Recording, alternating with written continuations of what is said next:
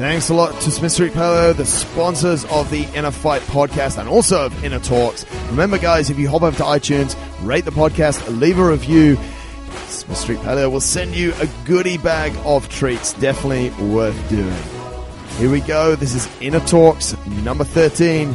Let's see what David has to say. Enjoy the show. So good morning and welcome to another InnerTalks. Obviously, I want to thank you all for taking the time to be here. We will start on time, 3 minutes after the time improvised. Very good. We'll also finish on time. The format for this morning is David's obviously going to speak for a while, and then we're going to have some questions before we wrap up at 9 o'clock. I want to thank my wife's company, Smith Street Paleo, for dishing up all these. She's got a mouthful of balls. Dishing up all these balls nice and early in the morning for you. Please feel free to have some after, talk to her about that. If you really like them, you can speak to someone downstairs and buy some on the way out. You don't have to do that. I think when I was thinking about the talk today, there's a lot of noise in the world at the moment about hard work. And I think we all realize that if we want to get things, we need to work very hard. And that comes in all different shapes and sizes. And I think that's, well, if you follow me in my Instagram, you probably know that. And that's what I think. And everyone knows that hard work gets you good results. I think another really important component to success is vision. And we see it a lot in companies where they'll communicate their vision to us. But I think sometimes as individuals, that vision can be lacking. What you want to become, what you want to achieve, what's going to happen in the longer term. And what ends up happening is, because we don't know what that vision is, and we don't know where we're going to get to, or what we want to become, it makes the hard work even harder. So when I got through David's bio for the talk, about 6 pages worth, that I had to condense into a small poster, and it said towards the end that his goal, which he's obviously hopefully going to speak about, is in 2047. I was like, wow. What was quite funny is when we started to put the creative together and send it out there, I put it on my Instagram story to start with. 5 people messaged me and go, mate, you've made a typo. It's supposed to be 2017. I was like, I went back to his 6 pages of bio. I was like, no, it says there, and there, 2047. And that's what sort of got me thinking about this whole thing about vision. The topic's amazing as well. Energy. I won't ruin any more of it, but I just want you to think about those 2 things as you go through this talk and for the rest of the day. Ladies and gentlemen, put your hands together. David Labouchere.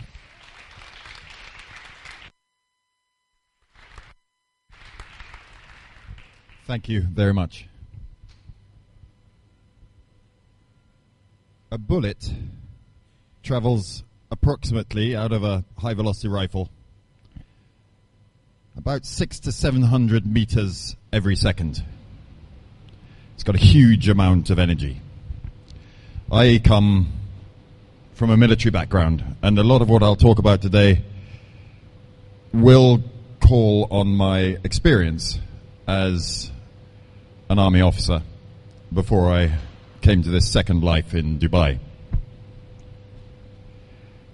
I'm not completely proud about everything that went on in those 32 years, but I will mention them. And some of what I say is a product of history, and I can't excuse it. And some of what I say will not be for younger ears, and at that point I will tell those that have younger people here that this is potentially upsetting. But I'm here today to talk to you about energy and the art of the possible. This was me. I served all over the world. I served in every operational theatre that the Army has been to in the last 30 or so years. I was a leadership expert. I wrote a lot of leadership and I taught a lot of leadership. And there are those that say that those that can't teach. I taught a lot of leadership, but at the same time, I hope I did some of it. I also advised as a senior planner in number 10 Downing Street for 2 prime ministers in 2007 through to 2010, shortly before I came here. But reality wasn't actually all about good service. Reality of the first 10 years was alcoholism and 70 cigarettes a day. So I wasn't a very healthy person, and I wasn't a very good person, and I spent my time inebriated waiting for the Russians in Germany on tax-free booze. We even put vodka in the windscreen washers because it was better and cheaper than using antifreeze. So I very occasionally drank water, but otherwise I was on champagne by the middle of the afternoon. And it's the reason I joined the army, was to play polo and drink champagne. I told those that were recruiting that I wanted to serve my country. But at that time I wanted to play polo and drink champagne and misbehave extensively. I went to Berlin as my first tour, and in Berlin we managed 200 different restaurants on 200 consecutive nights.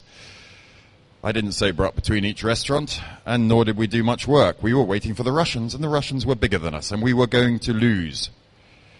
And we estimated we had 3 days to survive. My battle plan was to fight back from the border of Berlin to a favorite establishment called Le Pouf Pouf, which was a house of ill repute. I was going to die happy. Since then, I got married, and getting married meant that I changed my life. I changed my life because we wanted children. And under the previous regime, the chances of having children were much thinner. And then I started running marathons, and then I played a lot of rugby, but I was still quite a big bloke. And then got into this thing called triathlon in about 2009, and realized that I was reasonably good at it. Qualified for the World Championships 4 times, went 3 times, and my best time was in Kona in 9 hours 56 at the age of 50. I'm now 53 and looking at the next age group, and it's the only sport in the world where you really wish to get older. Because all these 49-year-olds keep on coming into my age group and smashing me, which means that at 55 I'm going to have a really good year. That's 2018. And in 2023, I'm going to be the world champion of Ironman at the age of 60. Now, I mentioned before that I used to be a planner. I used to go into number 10 and talk to some very important people about the plans. So I've now got plans. And as was mentioned before, 2047 is not a typo. It is the longer-term plan. And it's a continuing plan, because once I get to 2047, I intend to defend that world championship thereafter for as long as I can. Now, I will be 87 years old in 2047. I think that's about right. And 84. So after that, I've got to get to 87, which is the oldest it's ever been done. And this fella is 85 at the moment. He's the current sort of, if he completes this year in Kona, he's going to be the oldest ever. And I have a feeling by the time I get to 85, there'll be somebody at 86 and 87. So I'm going to have to move that goal along to the right. Now, there is a set of principles behind every soldier, which are called the principles of war. And we go to war with these 10 principles, unless you're Russian. Any Russians here? If you're Russian, you have 11 principles. The 11th principle is annihilation.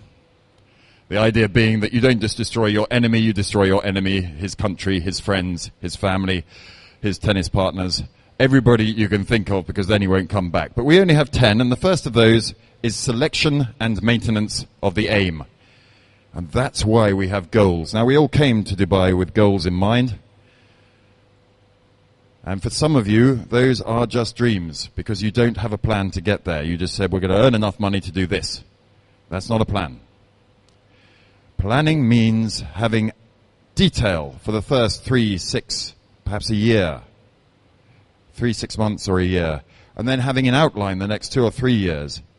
And then having a really good idea thereafter, which is why I've set these goals of 55, 60, and 80 something, depending on how old Lou's getting on at 103. Now, I'm 53 years old. I absolutely believe that I'm halfway. So I'm going to live to 106, unless I'm run over by a bus. but I'm going to live my life as if I'm going to get to 106. And I think that's a pretty healthy way to look at the future. This fella's doing pretty well. He came out to Iraq. He's Prince Philip. He's married to our Queen. At the age of 87, he was in Iraq with me. Pretty good going. He's on the front line, and it was a difficult time. He flew out there, and he spent 3 days talking to soldiers. I want to be like him. I'm not married to the Queen, but like him. That was me in Iraq. That's me in Iraq, wandering around in a lovely open Land Rover, playing Lawrence of Arabia. Absolutely fantastic 6 months of my life. And this is a Warrior armored vehicle.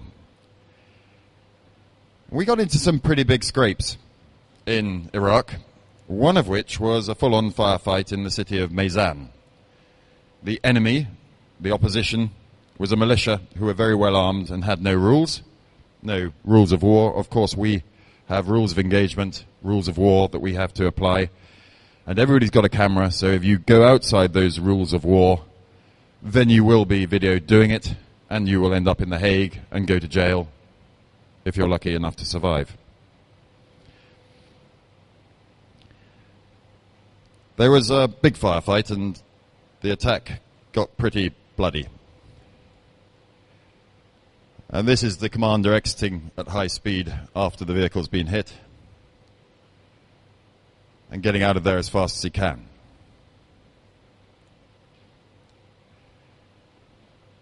In the next vehicle, and I'm probably from here, it goes shorter as my memory and this story gets better. He was really close to me.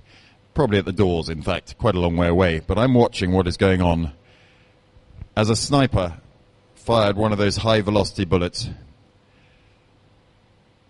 And the commander was sitting up in his turret just at the top.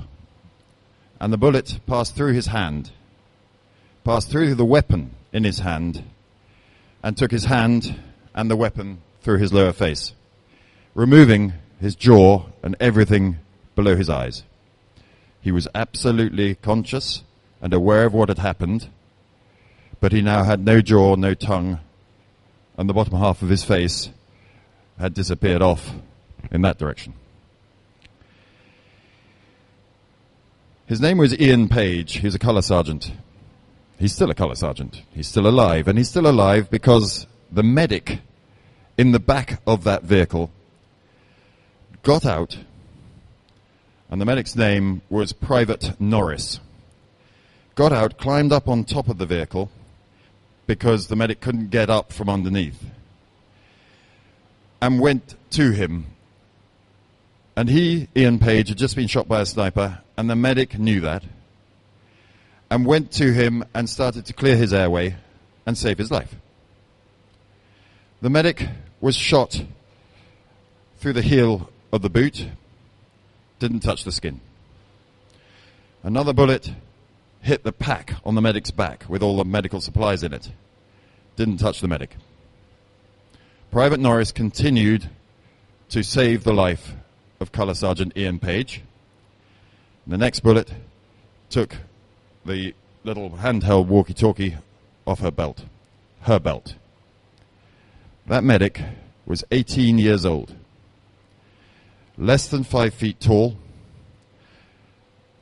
Michelle Norris, because I saw it, and I was the commander at the time, received a military cross for her bravery. She saved that man's life under fire and just got on with the job. Now that takes a huge amount of energy. She went to Buckingham Palace. She received her medal from the Queen. So where did she get that energy? Well, there are 4 places that I believe we all get energy. One is physical. Only one is physical out of 4. So we eat, we sleep, and we exercise, and that makes us more energetic. And there are people in this room who are ultra fit. But I believe that's only 25% of the energy that you take with you to your competitions, to your life, to your children, to your parenting, to your work. Where else do you get energy from? Let's look at at the physical side, everybody always talks about, I must train harder. No, you must rest better. Physicality is about damaging your body through exercise, challenging it, and asking it to adapt. In order to adapt, you must eat properly and sleep properly. If you sleep 8 hours, you are half as likely to be injured as the person that sleeps for 7 hours, who is half as likely again as the person who sleeps for 6 hours. Lots of science behind this. I'm not going to quote it, but you can look it up. So sleep is the most important part of your fitness. Rest and planning your rest is much more important than planning your training. And I've got a couple of friends here, including a top triathlon coach, who will love me saying this and will then tell me afterwards to act on it. So sleep and rest and nutrition. We all eat the wrong things, and I have become more and more convinced, as many of you will be, that anything processed is bad for me and good for the company that's selling it. So what you eat is a huge part of your energy, my energy, and living to 106. If it says low fat, it's been processed, it's bad for you. If it's in a packet, it's been processed, it's bad for you. Don't cook with vegetable oil, it's bad for you. Those three things, taken as principles, will mean that you have a lot more energy every day from that first point, which is physical. The second point is slightly harder to grasp. And that is that we are all mental beings. And if our head's in the right place, as all the competitors, the successful businessmen and women in the audience will know, if your head's in the right place, you can achieve great things.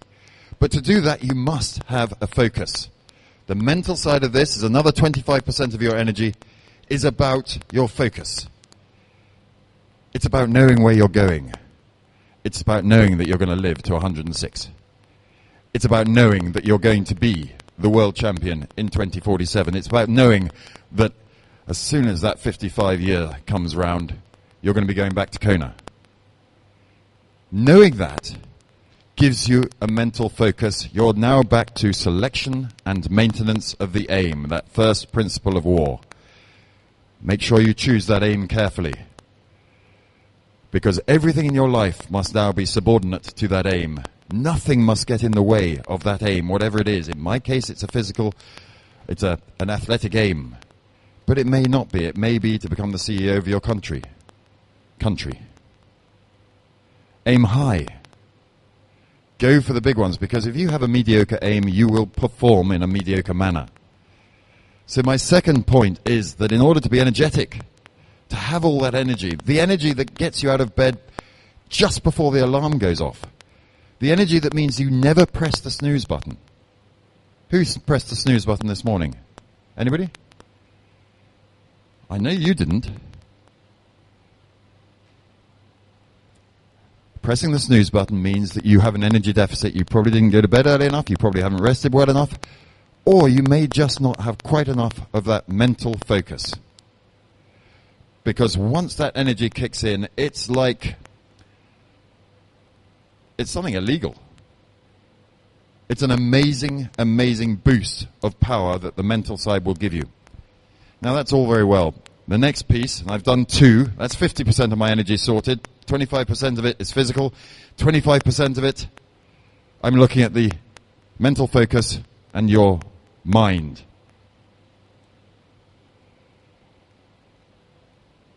The next 25% is all about your emotional brain. It's about your friends. It's about your colleagues. It's about your family. It's those that support you. There are those in the audience here who've done 11, 12 Ironman, much more than me.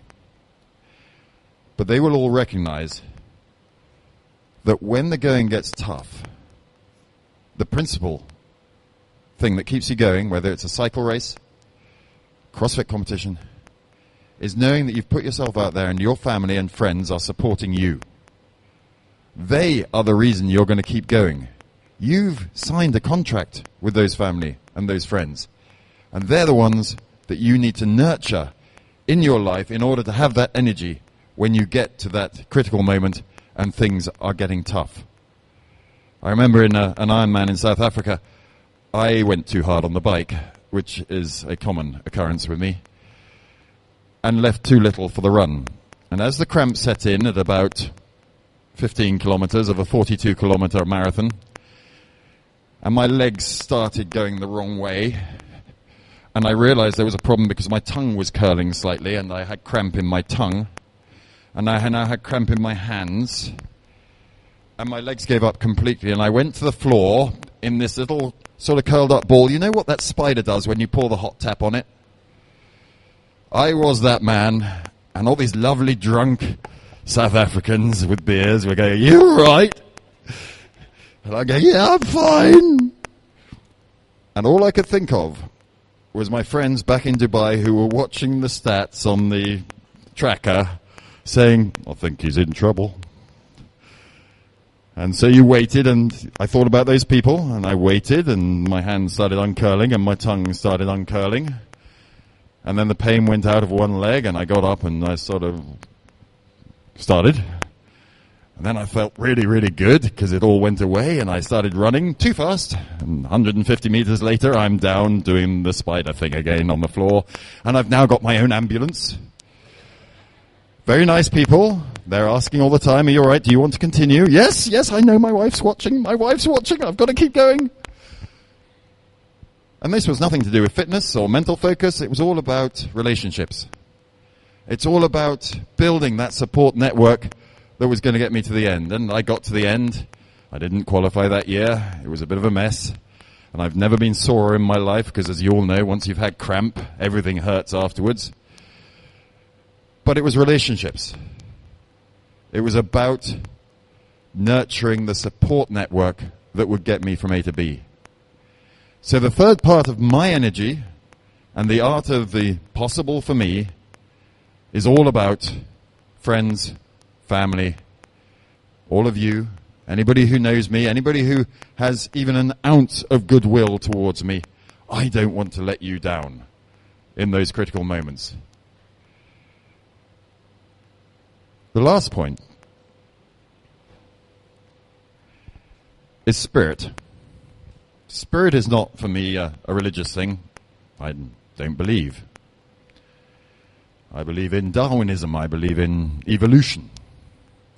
But I do believe in doing things right. Now, in the military, 18-year-old Private Norris, 4 months out of training, had this wonderful spiritual piece that said, "I've got to do the right thing." It was her duty. I imagine myself walking into a room, it's a bit of a room like this actually in my imagination, and there's a box where all that stuff is. And I walk into the room, and everybody in the room are friends and family. People who've known me, because I'm dead, and I'm in that box. And they can't see me, and I float around the room, listening. And I'm listening for what they're saying about me. And I really, really, really care now, as I get older, and I'm over halfway, maybe by a few days. As I get older, I care more and more about that legacy and what people will say about me. And I don't want them to say he was X, Y, Z, but. I want none of those buts. So when I race, when I do business, when I conduct my life, I try, and don't get me wrong, remember, those that can't teach, and I'm currently trying to teach,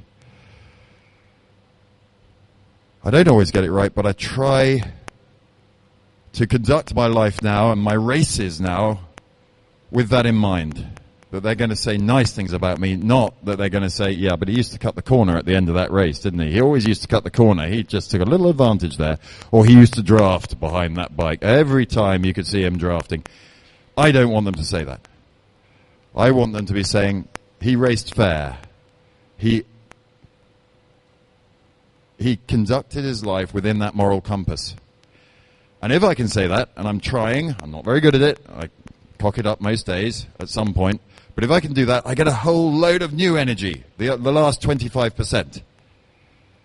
So when it comes to the art of the possible, for me, despite being an athlete of the future, it's not about body. It's about body, mind, emotion, and spirit.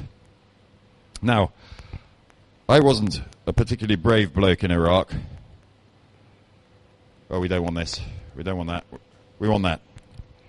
I wasn't particularly brave. I used to sit in one of these. On this side, where the bloke's sitting up on top posing, it's not me. I wouldn't pose. There's another fella down here. He's the driver. This fella up here normally stands inside the turret on this side. And there's another chap. He's an unsung hero who sits down in the front. Now, I'm sitting there as the commander in my tank. I've got a fella here. His name was Nemo. Nemo's an interesting guy. Nemo was a young lad, very, very good at his job, very good at PlayStation, etc., which meant he's very good at firing a tank. Very similar, lots of electronics. But Nemo went out one night and he got a tattoo. His real name was Owen. Had it on his arm, known as Nemo for the rest of his life. Yep, he got it tattooed on his arm, Owen. So Nemo is my gunner. He's a fantastic fella. And on my left is a young captain, because at the time I was commanding something called a battle group, which is about 1,400 men, women, brave medics, etc. And down in the front is a chap called Trooper Chance. Chance is 19 years old and a regimental footballer in a regiment that prides itself on its football team, on its soccer team. He's a very fit man. And we're in a gunfight, a big battle. And we're being fired at by mortars that you chuck up in the air and they come down on your head and make a big bang, by snipers, and by rocket-propelled grenades. You've all heard of an RPG, probably, or a rocket attack. But I'm in a tank. It's the biggest, baddest tank in the world. It's 70 tons. The armor is about this thick at the front, from there to there. And every now and again there's a clunk on the outside of the tank as a bullet hits it, and you hear it as if somebody's hit the tank with a hammer. And every now and again, because you have to stay up, you have to smell, you have to listen, you have to feel. So you don't keep your head down. Well, I do. I keep it very, very low indeed, with just my eyes sticking out from the top of the tank at about here. There's a big bang as we're hit from the front by an RPG. It's a big bang. It's fine. And the ball of flame rolls over the top. I duck my head, no problem. A few hairs less on my arms, a slight smell of those hairs burning. You know, you've caught them in a candle before. You know what that smell is. And then your head's back up. And then there's a voice. Because we're all connected with headsets on to each other in the tank. And the voice said, "Sir, I'm hit." I said, "Who's that? Is that you, Chance? Don't be stupid." He's behind all this armor at the front. He's got a periscope. So he's looking through a mirror upwards to another mirror. We've had this before. When a bullet strikes that upward mirror, the brain of the poor chap looking through the periscope sees the bullet at 700 meters per second, and it hits him between the eyes. The immediate reaction is your head gets thrown back, and your brain says, "I've just been shot between the eyes. I'm going to die." Of course, you then realize that you're just being stupid, because all you've got is a bit of broken glass above you, and you're absolutely fine. Your brain has given you a trick. So I thought this is what had happened. So, Trooper Chance, don't be stupid. "No, sir."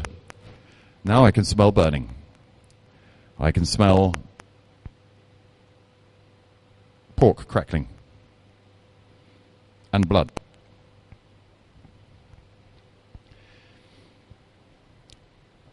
This stuff on the front is very secret. It's called explosive reactive armor.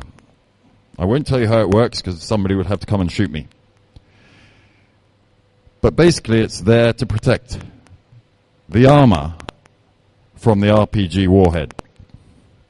An RPG warhead is a shaped charge. It fires off something called an EFP, an explosively formed projectile, and it's molten metal that actually penetrates the armor. And that slug of molten metal is traveling at 8,000 to 10,000 meters per second, or 15 times the speed of that high-velocity bullet that we were talking about. And when it hits the armor, something called hydrodynamic separation takes place, and both, basically the armor, this thickness of metal here, becomes liquid. Because this thing is traveling so fast with so much energy that it liquefies everything in front of it. And what had happened here was that there are these gaps between the boxes of explosive, reactive, very secret armor, and it had hit a gap. The explosive reactive armor hadn't worked, and this slug of metal, traveling 8,000 to 10,000 meters per second, penetrated the driver's compartment. Now, he's down there about 8 feet away from me in this huge tank, where we are totally safe. And he says, "Sir, I've been hit. It's my leg." I said, "What do you mean, Chance? You can't have been hit." He said, "I have. It's a bit smoky down here. I've looked once. It's definitely gone." He had lost his leg. That slug had penetrated. And as he sat there, in his position with his periscope, the jet had passed through his leg, taking the leg off at the knee, leaving his calf and his boot separate to the rest of his body. Now I'm in the front line, trying to protect another vehicle behind me that is bogged, and they're trying to get that out. And we're now static because he has to keep on moving the tank, otherwise, just like a ship on the rocks, it'll just get battered to death by the waves, in this case the waves of incoming nastiness. Trooper Chance, age 19, goes quiet. Shock is what kills somebody in this case normally, shock and blood loss. And I thought he must have passed out. And then he came back and he said, "I think I fixed it." I looked across at my operator, and we shook our heads at each other and said, if he's lost his leg, he's lost his leg. You know, he is going to die, and he's going to die down there, and we can't get to him, because if you come out, you get shot. You can't get down through to him, so what are we going to do? He said, "I've got my belt, sir. I think I've stopped it. I've tied it off." Well, I was shocked. I'm busy trying to work out how we're going to get out of there, because now that they've seen, they've got us. The intensity of the fire is increasing, and the thing is starting to fall apart. A few seconds later, he says, "Right, boss, what are we going to do?" I said, no idea, because I was in a blind funk. And he said, "It's not a problem, boss. I can drive." Using his good leg, it's an automatic. Using his good leg, he drove us back 1,500 meters out of the danger zone. We got a helicopter in, we took him out. He's now got a brilliant job, I'll tell you about that later. He doesn't play football anymore. We put somebody else in the seat, which wasn't popular because we didn't take Trooper Chance's leg out, so the poor chap who got in the seat shared it with Trooper Chance's leg and drove back in, and we finished the job. Trooper Chance is now doing film support as an amputee. So when you watch one of those great films, Fury, or one of these war films, and you see all those blokes who've been blown up, and you think, "God, that's good CGI. Look, he hasn't got a leg." That's Trooper Chance. Okay, because he knows exactly what it's like, and he's a great actor, and he's making a lot of money out of being legless. But the point here, for both of these people, is that when we're under stress, we go to that monkey brain, the hypothalamus and the thalamus, right in the center of our brains, and we lose track of the frontal cortex, which is all about your memories, your experience, your decision making. And we lose the bit at the back, which is all about emotion and that support that I was mentioning and talking about. And we end up with fight or flight because we are but animals. As I said, I'm into evolution. I believe in us being animals. And if you go back to that monkey brain, then you're not going to make good decisions. But both of these young people, one a female of about this high, and true perchance a very fit, very athletic, very capable young soldier, 19 years old, with one leg, never went to that monkey brain under stress.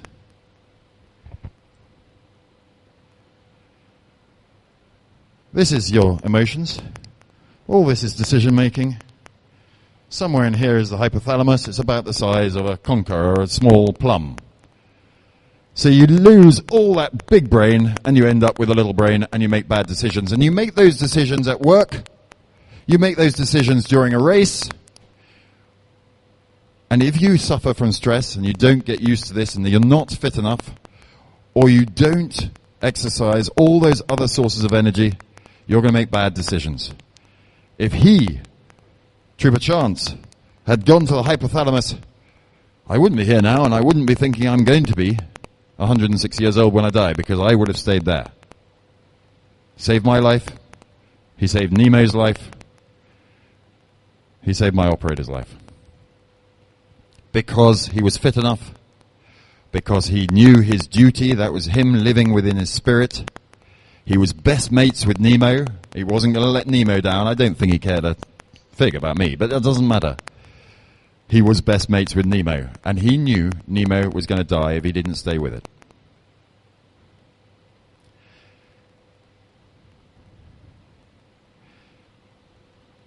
So, 4 parts, 4 pieces that you go away from here with, hopefully, if I'm teaching. And 4 things that, because when you teach, you get better at, I'm going to try and do from here on in. I'm going to get the physical side right with lots of rest and lots of the right nutrition. I'm going to get my focus right, and you've heard how often I enunciate it. I banged on to poor old Marcus about this. I'm going to make sure that Caroline, my beautiful wife of 25 years, and my children are behind me in this endeavor and want me to succeed. And I'm going to give back as much as I can so that they can see that there is balance in my life that isn't just Ironman. And I'm going to try to live my life so that when I come back and look at the bloke in the box and all those friends are around it, they're saying the right thing. Thank you very much.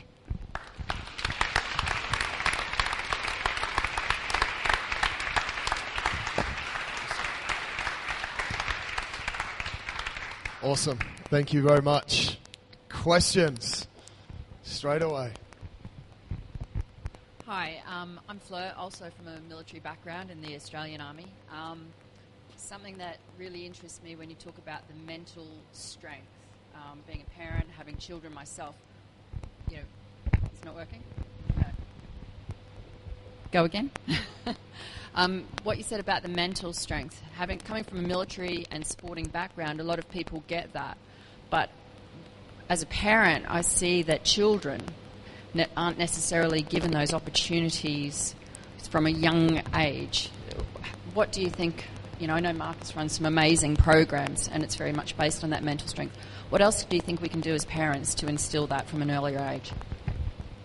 Success is about 2 things. Ability, and all our kids have it in potential terms, and opportunity. And all we can do is what my parents gave me, every opportunity to do everything. And that's why so many of you, the mums in the room, will recognize the ferrying them about. That is the biggest investment we can make in our children, to give them that opportunity. And they may well find, because all of us in this room are probably potential world champions at something, but we never found exactly what that was. Now, I think I found mine. It's a bit late, but I found mine. I'm going to try for it. Okay, but we need to give them that opportunity. It's not about ability. It's about ability coupled with opportunity, and that's where our children will be successful. I know that you're doing that for yours, but there are many of us who say, I'm going to make him concentrate on triathlon. But actually, all the greatest triathletes were all multi-sporters of 100 different sports in school, etc. And they didn't actually focus in until, well, certainly in Ironman, until they're in their 30s, some of them, before they decided they were going to be triathletes. So I think it's opportunity, and we can give them opportunity. Schools are not responsible for giving our children opportunity, no matter how much we pay them. And I can say this now because my children have grown up. But I think I gave them as much opportunity as I could, and I hope that you all will. Is that fair? Mental toughness-wise, I'm afraid my daughter's a model. I've spent my whole life telling her, "You're not pretty, Mimi. You're fat, Mimi." I'm not a very good parent by most people's, but you know what? I did it with love in my heart because I didn't want her to become look at me. Well, she has come a bit look at me, but she's supposed to be look at me now. But the bottom line was she worked really, really hard because every time she said, "Who's prettier, me or Mummy?" Didn't matter what she was, Mummy's prettier than you, and always going to be. So I'm afraid I was brutal, and many people will criticize my parenting from that point of view. But luckily for me, she didn't end up with an eating disorder. She could well have done, but she didn't. So mental toughness, I think we have to be cruel to be kind. I saw a gentleman in the officers' club in Abu Dhabi 6 years ago. He was sitting with his son. The son was between 10 and 12 years old. The skin on his rather obese body had folded over to form a fold down over his ankles. He was sitting next to his father, who had just bought him breakfast, 2 of the biggest chocolate muffins, about the size of that bucket. And that was his breakfast. That child, if nothing has happened since then, will now be in the last 5 years of his life. He's not going to make 20. His father killed him. So I think you've got to be cruel to be kind, and if we can instill in our children that you get your energy from 4 places, not just PlayStation, then that's probably a good thing.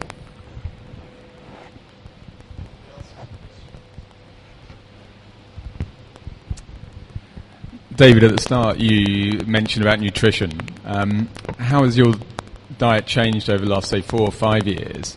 And in particular, what's your view on the, I guess, paleo versus vegetarianism versus, other diets? It's almost as if I've planted you. Thank you. Good. Okay, I'm on a hobby horse here with about 12 minutes left. I'll be 2 minutes on this one. I'm absolutely certain, and there are people in this room who live and breathe the high-fat, low-carb diet. I'm absolutely certain that it is streets ahead of the low-fat, high-carb diet that the Western world has been playing with for the last 30 years. What have I changed? I've stopped taking sugar in my coffee. That was 8 kilos, just like that. 8 kilos off my rugby-playing body by giving up sugar in my coffee and giving up fat-creating fizzy drinks. Sugar is the number one change. If you can cut sugar out, and don't forget there's sugar in everything. You buy the low-fat milk, it's got added sugar to make it taste nicer. Ooh! Buy the full-fat milk. It's less processed. The full-fat cream, great. It's less processed. So sugar was the one thing that I changed. Then I've tried to cut down on bread, pasta, and rice, all sugars. Alcohol was out of my system by about 31, but I'd lost whole weeks by then, so it had to go very early on. But alcohol, guys, is sugar, so I tell people, I don't know how scientific this is, but I feel it's right, that if you have 1 brunch a month, we can probably help you train to get fitter. If you have 2, we're not going to manage to get you fitter. If you have 3 or 4, you're on a downward spiral, and there's nothing you can do by coming to me, my gym, or my therapists, nothing at all. If you're on 4 brunches a month, you're on your way, not just through the Dubai Stone, which will happen in about 2 weeks, but you're on your way to an early death. And what we can say categorically is that weight, extra weight, carried around, is years off your life. So when we have a huge success story, and Luke has a huge success story, who did an Ironman, he did Bolton this year, having lost, I think it's 40 kilos, or is it 20? 40 kilos. We can say categorically that that man will live for 25 years longer than he would have done. 25 years. Just think if you went on holiday and you said, right, I'm going to have 6 months holiday doing everything I want to do in life, how much would you pay? I'd pay 40,000 dirhams, 6 months, no, 100,000 dirhams for 6 months holiday. And yet we're saying to people that we can give you 20 years. What price does that come at? We've got to cut down on the weight, guys. I believe the 400-year-old man has been born. That's another story. Good enough.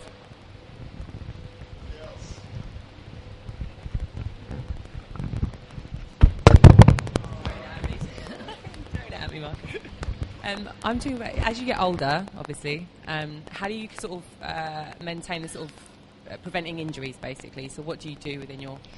This comes back to planning a rest. We all get very fixated. I watched some awesome athletes this morning. I arrived about half an hour early. There were people doing muscle-ups. Well, I then put my hands on these rings. Nope, not going to go near that in this company. Exercise seems to be the nirvana that we all think will solve the problem.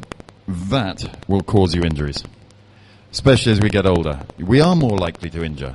But if we can get the rest right, then we can reduce that injury risk by a factor of 10. So rest is the most important thing, especially as you get older. A little bit of strength training and make them big compound moves. The sort of gym this is all about compound moves. It's all about the stabilizing muscles. I go into an old gym and you see that preacher curl machine. Look at those biceps. Yep, they're great. Yep, I'm doing well. No supporting muscles being used. No stabilization. No balance. So movement is key as you get older. Yoga, fantastic. Pilates, brilliant. Look up Ido Portal on Instagram. Watch how he moves. That's what we need to do. Move more.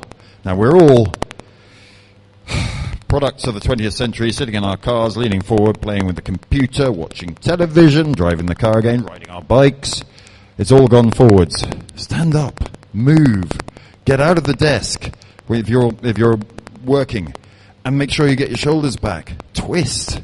Keep moving. And then we can defy age. Absolutely. We can go on for years and years and years. I'm going to. Me too.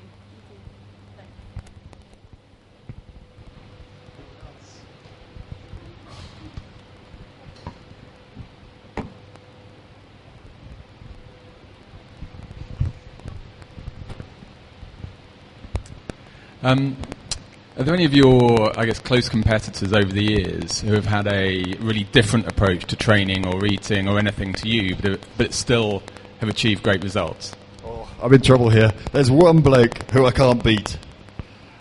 And if he goes to my races, I go, oh, bloody hell. His name's Jürgen Zach. He's a fantastic cyclist. He was second in Kona in 2006. Yeah, he had a different approach.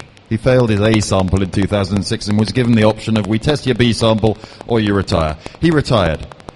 He's now back in my age group at 50. And he beats me every time. Now, I don't know whether that's unfair of me, but he definitely had a different approach.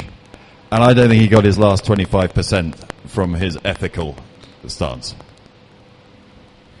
Is there anyone with an ethical stance who has a different approach? Yeah, hundreds. I think mine is developing. The more I talk about it, the more I believe in what I'm saying, and the more it makes sense to me. Now, you've heard this for the first time, and you will judge me on hearing it for the first time. If it makes sense, you'll take something of this forward into your lives. If it doesn't make sense, then don't do it, because it only works for me. We are all individuals. There are lots of people who do it very differently to the way I do it. There are lots of people who put sport before family, or they put work before family. And I've got to 52 and realized that didn't make me happy. I certainly did it in the past, putting work before family. Nobody in that box said as their last words, oh, I wish I'd spent more time in the office. So I think we do have to get that balance in life, and it is about balance and agility, not physical agility, but the agility to use the 24 hours of the day in the best possible way, and to plan your day and make sure that you have some sort of a plan rather than just going through life and seeing what it does to you. much better to go through life and do something to your life going forward. You can't change what's behind, but you can change what's in front of you. Is that fair? I don't think I answered the question, but I said something I wanted to say. David, I have a question for you. The two things that have been a massive part of your life are quite inherently selfish. Being in the forces, you've been away for a long period of time, and everything you've spoken about, family, support network, you're almost putting them in a really tricky position. You've then moved into a sport which you've obviously done very well at, which takes hours and hours of commitment and time. Most of the time you're on your own. How do you balance the two, the absolute self-centeredness that it takes to be successful with what you spoke about as a support network? I think you have to give back. And now I'm not always good at this, but I made a commitment about a year ago. I actually came to a small epiphany, and I realized that I was taking my wife for granted. She had put up with me for 24 years at that point, and things have changed. My aims haven't changed, but I've realized that in order to continue to enjoy her support, I need to give back. I'm still being selfish. I'm doing this because my selection and maintenance of the aim, nothing else must get in the way. But in order to achieve that aim, I've realized that I've got to spend a lot more time making sure that I support her aims. And I'm very lucky she's turned to sport. She now runs and wins cups and stuff. And I support those, and I go and run with her. And, you know, rather than be totally selfish, which we've all done, oh no, sorry darling, can't run with you, I've got to do, 50 minutes in zone 3, so I can't possibly run with you because your zone 17 is my zone 3, so I'm not coming with you. And now I subordinate that, and it might mean that I don't get as fit as I could by that little bit, but you know what? I've got that other 25% being shored up, and she is happy, and I'm now her support network. And this is not something of a win-lose, this is a win-win. This is not a zero-sum game. We can all benefit. So we can support those people that are going to say nice things about us when we leave. And I think I'm getting more towards that. So thank you very much for the reminder and the warning. But I think I've moved towards that. I'm still not, I'm a long way from perfect. There's a second part to the question. If today was your last day, what would you do with it? Sit in the coffee shop, hopefully with somebody who wants to listen to me, and hopefully change their life, just a little bit. And let them live a little bit longer, because happiness is not about money. It's I've had good, well-paying jobs. But now I'm realizing that happiness is going to work and seeing somebody else's smile. It's awesome. It's just, it's mega. And that would make my last day happy if somebody went away saying, David, I'm going to do that. Amazing. Ladies and gentlemen, a huge, huge round of applause for David. Absolutely fantastic. Thanks again, mate. Of course, because of his background, we're exactly on time. Thank you again for coming. Look out for the next InnerTalks. It's going to be back to the original format that we used. We're going to take about 6 ladies who are going to share about 6 minutes of their life each. It'll be at the end of November or the start of December. It's a funny weekend, that one. Thank you very much for coming. Enjoy the balls, and thank you to David. Amazing. Thanks a lot, guys.